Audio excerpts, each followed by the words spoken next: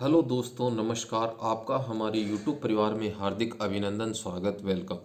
दोस्तों, इस वीडियो में हम ध्वनि, वर्ण, अक्षर और शब्द अवधारणाओं पर चर्चा करते हैं। दोस्तों, ये अवधारणाएं हमें एक जैसी लगती हैं, लेकिन इनमें डिफरेंट है। और इस वीडियो में हम ये जो अंतर है, इस अंतर को हम जान जाएंगे कि किस प्रकार से इन अवधारणाओं में अंतर है। दोस्तों, आप हमारे साथ बने रहने के लिए आप वीडियो को ज़्यादा से ज़्यादा लाइक करें, चैनल को सब्सक्राइब करें, बेल आइकन को प्रेस करें, ताकि इस प्रकार की वीडियो आपको मिलती रहे। ध्वनि, वर्ण, अक्षर और शब्द, ये जो अवधारणाएं हम इस वीडियो में इनकी चर्चा कर रहे हैं, ये सब अलग अलग अवधारणाएं हैं, यानी इनका कॉन्सेप्ट अलग अलग है। ध्वनि क्या है? भाषा शरीर की सबसे छोटी इकाई ध्वनि होती है, किंतु अर्थ के स्तर की अगर चर्चा करें तो लघुतम इकाई शब्द को कहा जाता है। ये दोनों चीज़ें अलग अलग हो गई। भाषा शरीर की सबसे छोटी इकाई की चर्चा होगी तो ध्वनि का नाम लिया जाएगा। अर्थ के स्तर पर लघुतम इकाई की चर्चा होगी तो शब्द का नाम लिया जाएगा। मुंह से उच्चारित होने वाले ए, आ, क, ख, ये आदि क्या है? ध्वनियाँ हैं, यानी हम उनका उच्चारण कर रहे हैं। अभी उच्चारण की बात हो रही है, तो उच्चारण जब किया जाता है तो वो ध्वनि, इनका कोई अर्थ नहीं है। ये जो ध्वनियाँ हमने ऊपर चर्चा की, ए, आ, क, ख आदि जो ध्वनियाँ हैं, इनका अभी कोई अर्थ नहीं है, किंतु जब ये ध्वनियाँ आपस में मिल जाती हैं और मिल करके एक शब्द बनता है, जिस प्रकार से कमल, चम्मच, टमाटर, ये जो शब्द बने हैं, ये ध्वनियों के संयोग से बने हैं। यानी इन ध्वनि समूहों की जो रचना हुई है, इनका कोई न कोई अर्थ हो रहा है, यानी कोई न कोई इनका अर्थ निकल रहा है। जिस प्रकार से कमल शब्द है, अनेक ध्वनियों के संयोग से बना, चम्मच बना, टमाटर बना, और ये जो संयोग से शब्द बने, इनका कोई न कोई अर्थ निकल रहा है। ऐसी सार्थक ध्वनि या ध्वनि समूह को ही शब्द कहा जाता है, यानी जिसका कोई न कोई अर्थ निकलता है, जो ध्वनियों के संयोग से बनता है या ध्वनि समूह के संयोग से बन रहा है, उसे क्या कहेंगे? शब्द कहेंगे। एक या एक से अधिक वर्णों से बने सार्थक ध्वनि समूह को क्या कहा जाएगा? शब्द कहा जाएगा। जैसे हमने यहाँ पर पिछले स्लाइड में हमने देखा कि कमल है, अनेक ध्वनियों के संयोग से बना है और इसका कोई ना कोई अर्थ निकल रहा है, तो यह क्या है? शब्द है। कमल में 6 ध्वनियाँ हैं। कमल में किस प्रकार से 6 ध्वनियाँ हैं? क, मैं और ल। यानी क में ए स्वर का मेल है, मैं में भी ए स्वर का मेल है और ल में भी ए स्वर का मेल है। इस प्रकार से ये 6 ध्वनियाँ हो गई, यानी क, ए, मैं, ए, ल, ए, ये कुल कितनी ध्वनियाँ हो गई? 6। और इन 6 ध्वनियों के मेल से क्या वर्ड बना है? कमल। अब अगर ये कमल हमारे सामने इस वर्ड को रख दिया जाए तो हम इसके अर्थ का पता नहीं लगा सकते हैं। यह अर्थवान है, इसलिए ये शब्द है। लेकिन ये अगर कमल ही वर्ड हमारे सामने होगा तो इसके अर्थ का पता नहीं चलेगा हमें कि कमल कोई फूल है, पेड़ है, कोई पत्ता है, कोई विद्यार्थी या किसी व्यक्ति का नाम है, हम पता नहीं कर सकते हैं।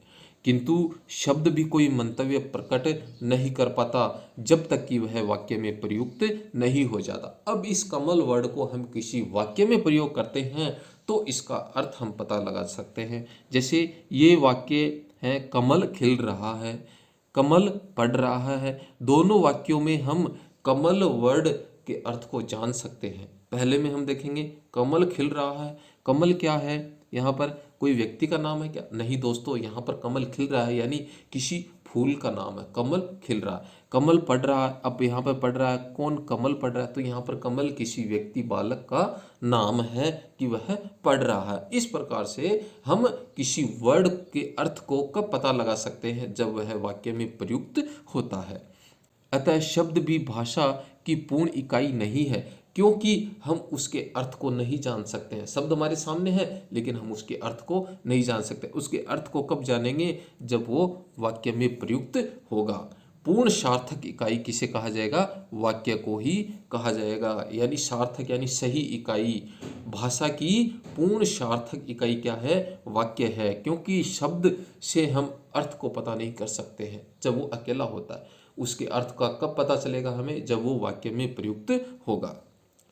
जैसे केवल एक ही ध्वनि शब्द का रूप ले लेती है, जिस प्रकार से यहाँ पर एग्जाम्पल के तौर पर लिया गया है आ, आने के अर्थ में। यानी हम किसी को पुकारते हैं कि आ, यहाँ पर आ एक ध्वनि है, लेकिन आ से पूरा वाक्य प्रयुक्त हो रहा है, केवल एक ही शब्द वाक्य का रूप यहाँ पर ले रहा है।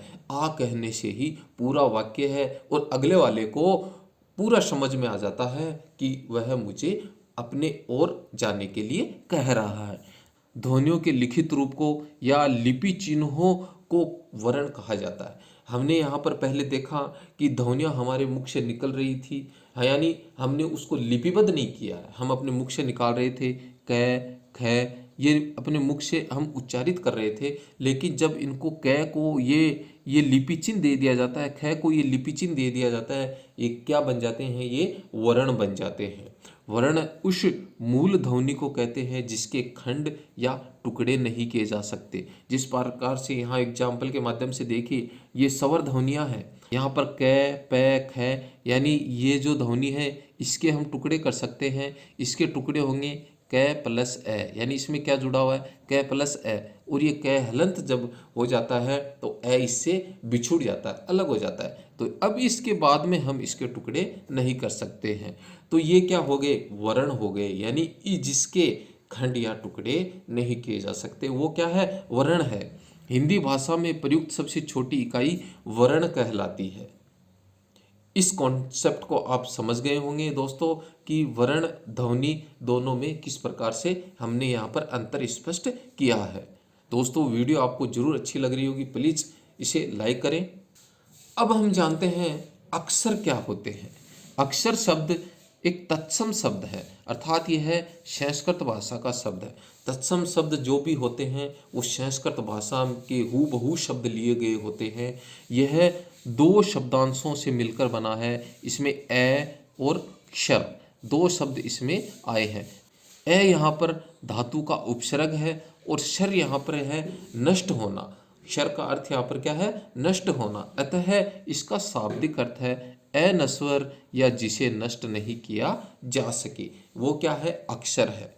जिस ध्वनि या ध्वनि समूह का उच्चारण एक श्वास के एक ही आघात में हो जाए उसे अक्षर कहा जाएगा। जिस प्रकार से हम बोलेंगे आम, मेम, स्नान, ये जो ध्वनियाँ हैं, ध्वनि समूह है, इनका जो उच्चारण है एक आघात में हो रहा है, यानी बीच में जब ये ध्वनि हम उच्चारित कर रहे हैं तो बीच में किसी प्रकार का कोई विराम नहीं है, इसलिए इन्हें क्या कहा जाएगा, अक्षर कहा जाएगा।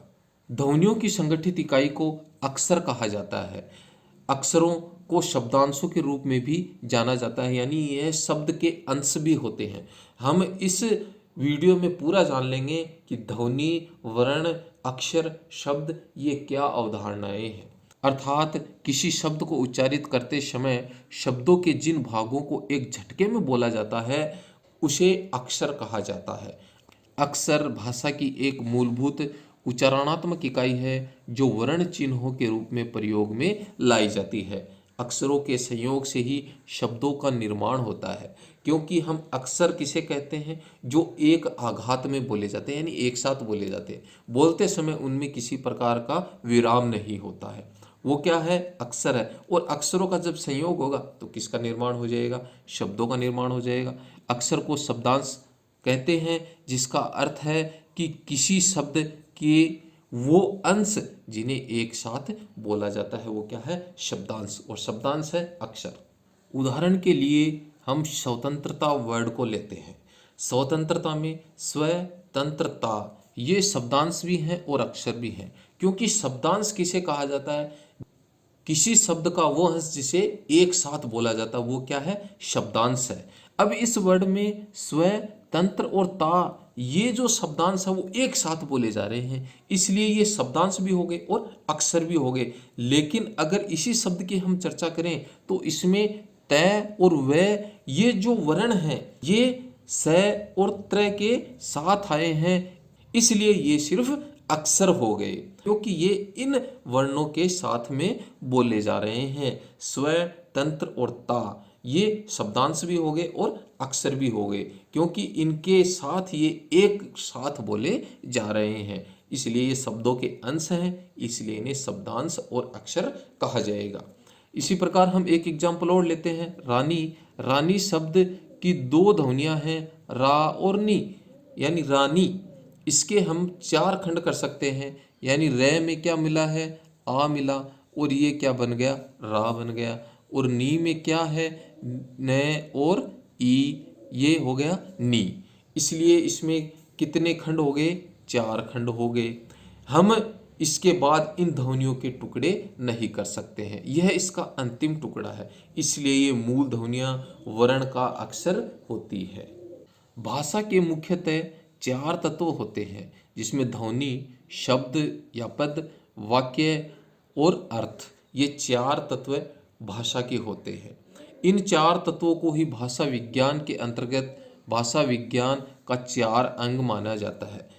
उच्चारण की दृष्टि से भाषा की लघुतम इकाई ध्वनि हुई। सार्थकता की दृष्टि से भाषा की लघुतम इकाई शब्द। भाषा की व्याकरणीय योग्यता प्राप्त लघुतम इकाई पद। भाषा की पूर्ण सार्थक इकाई को वाक्य कहा जाता है। दोस्तों, वीडियो आपको जरूर अच्छी लगी होगी। प्लीज़ वीडियो को ज़्यादा से ज़्यादा लाइक करें, चैनल को सब्सक्राइब करें, बेल आइकन को प्रेस करें, ताकि इस प्रकार की वीडियो आपको मिलती रहे। आप हमारे यूट्यूब परिवार के सदस्य बन जाएं, हमें भी एक मोटिवेशन मिल जाए।